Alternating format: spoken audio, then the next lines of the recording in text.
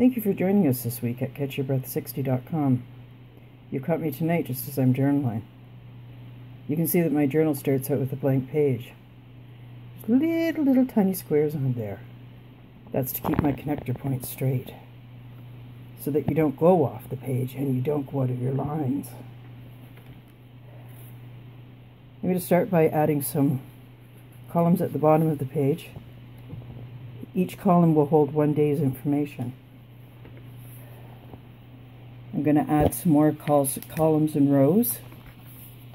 More columns and rows. And we finally come down to the finished product. You'll see that I have tracked each day here, along with the date. I'm checking my weather conditions of air quality, temperature, humidity, and dander. I'm also checking barometer over here. This is a new measurement for me, so I'm not sure how it's going to go, but we're going to track it morning and night. Back over here and back to my exercise. I check my steps every day, the time that I spend exercising, the distance I go, calories I burn, and finally my overall board for the day. At the side here I have my achievements and what I hope to achieve this week. I don't always get my achievements done, but I certainly do work on them.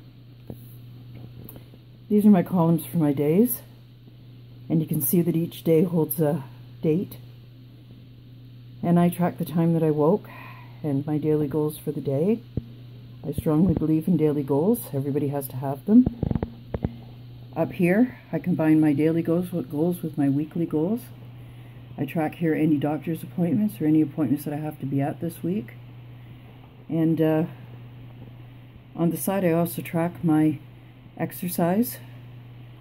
You can see that most of my exercise comes from the pedaler, the elliptical, the treadmill, or going around the block. I haven't been doing much of the block walks lately, but you never know. Because I believe in education, and I believe in continuing to grow on a constant basis, I like to read a book every week. I like to take a course or a seminar, usually online for free, and I certainly like to track what I'm grateful for. Just a tip for you when you do your journal, if your pages don't come with numbers, you should add them in. At the beginning of the book you can have an index so that you can quickly go to any page or section that you prefer.